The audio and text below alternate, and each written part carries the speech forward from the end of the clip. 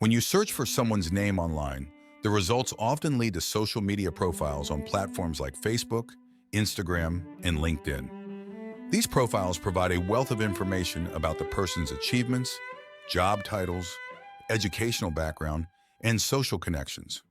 They display countless photos of the places they have visited, often with the individual prominently featured in the foreground.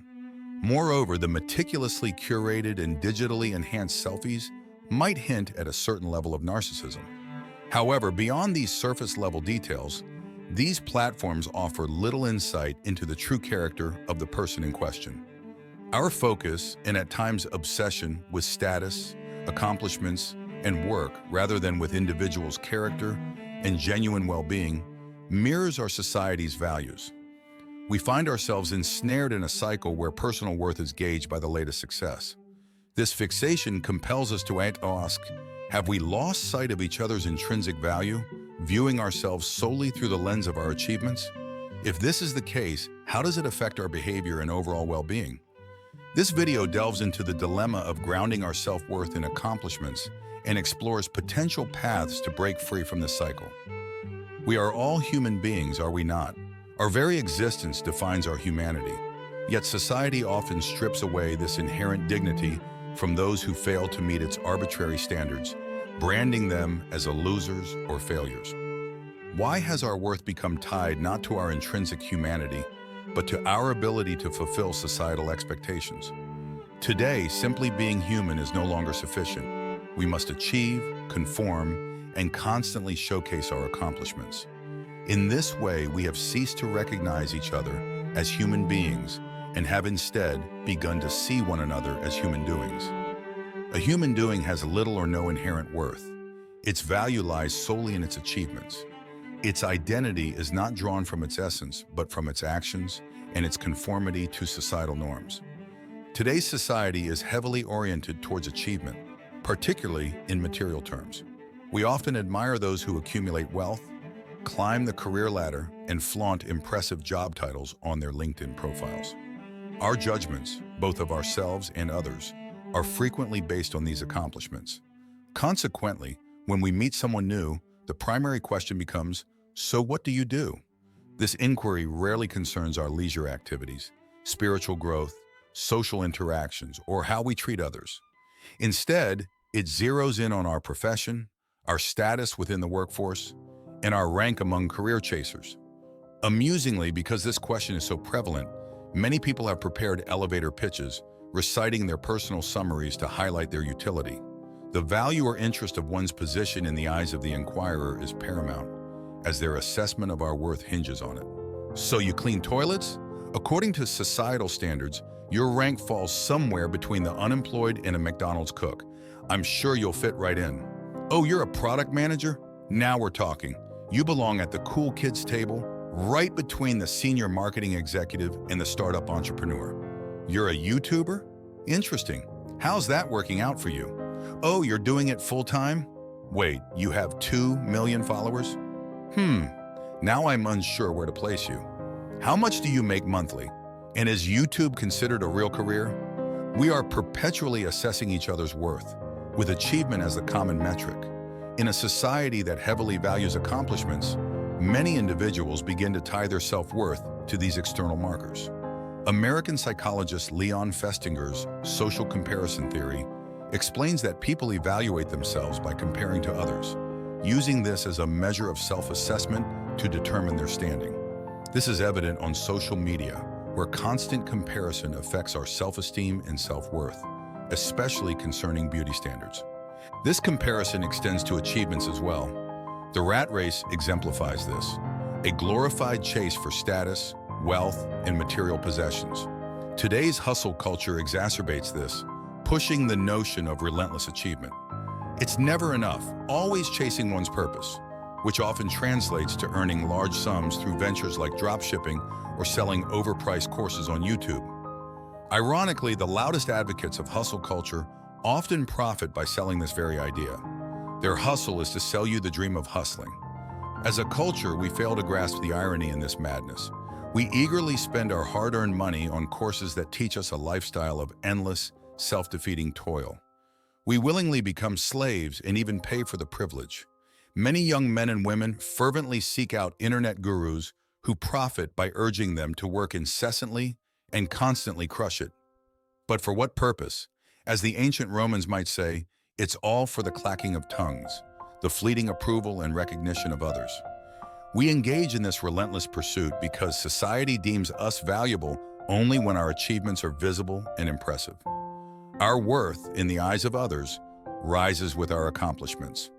In his book, Burnout Society, South Korean-born German philosopher Byung-Chul Han discusses our shift from a disciplinary society to an achievement society.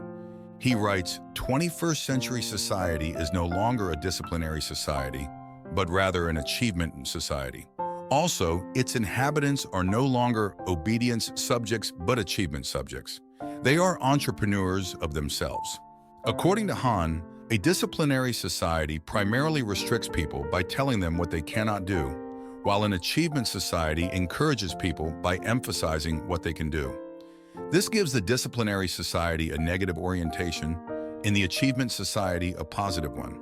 The mantra, "Yes, we can," epitomizes this ethos, promoting the idea that we can achieve anything, attain great status, and accumulate material wealth if we work hard enough.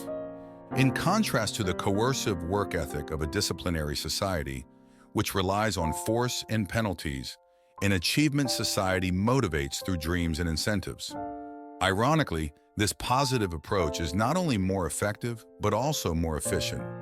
It drives us to work harder and become our own relentless taskmasters, pushing ourselves to the brink of exhaustion. In this system, we become willing participants in our self-exploitation, often guided by motivational gurus who urge us to constantly grind and hustle. The harmful effects of the achievement society are evident. Beyond the psychological strain and eventual burnout, this ceaseless chase for success can, as Han suggests, erode one's self-worth. Society's relentless positivity insists that we must all strive for constant happiness and success. When we measure each other by productivity and achievements, what happens to those who fail to meet these standards? Han captures this dilemma in his book, stating, "Disciplinary society is still governed by no. Its negativity produces madmen and criminals. In contrast, achievement society creates depressives and losers. Not achieving in an achievement society is akin to societal blasphemy. Those labeled as losers and failures are seen as the ultimate transgressors. Naturally, being deemed a modern-day untouchable would lead to feelings of worthlessness. Thus, it's not only the dream of success that drives us, but also the fear of being perceived as inferior. For instance, the stereotypical image of the neck-bearded loser living in his mom's basement, playing video games, serves as a meme for the lowest status one can hold. This fear of being at the bottom motivates us as much as, if not more than, the aspiration for success.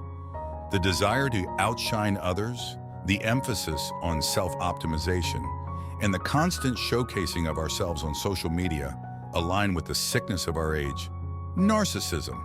Narcissism is today's buzzword for a reason. People across the board are indeed becoming more narcissistic. We often demonize individuals for being narcissists, but to what extent can we blame them?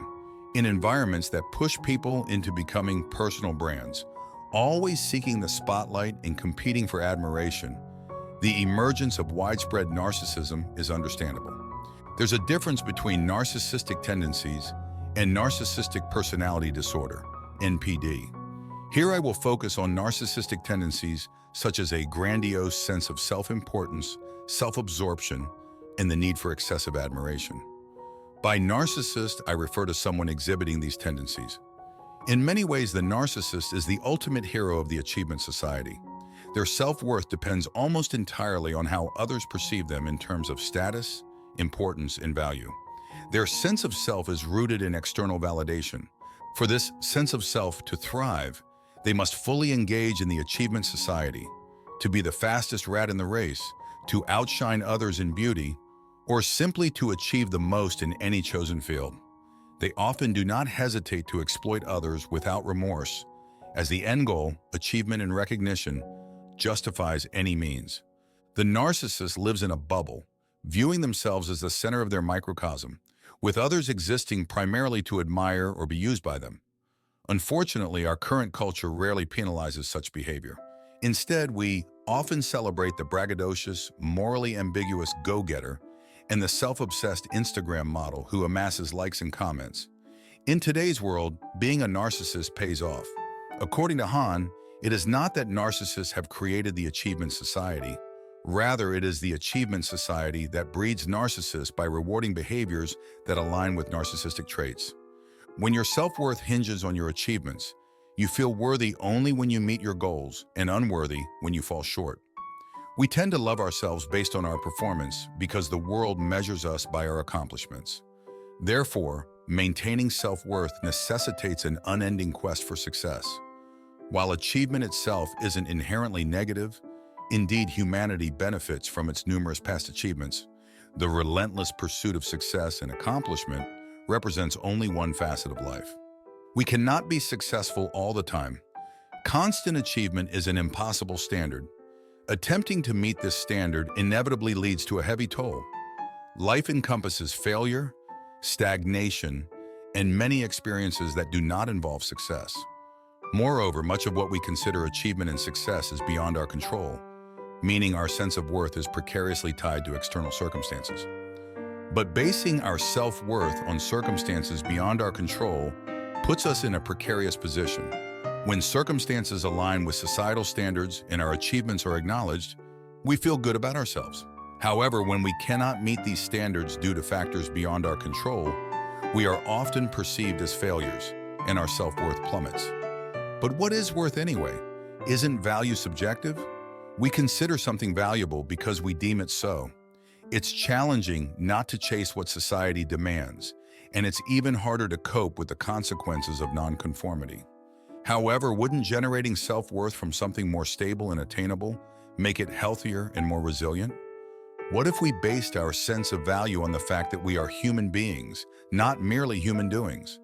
What if our self-worth stemmed from pursuing what we, not others, consider important in life? By embracing our inherent value as human beings and focusing on what truly matters to us, we can cultivate a more enduring and robust sense of self-worth. We could find fulfillment in other sources. However, tapping into these sources requires the strength and courage to deviate from the world's opinion. For most of us, that's easier said than done. Thank you for watching.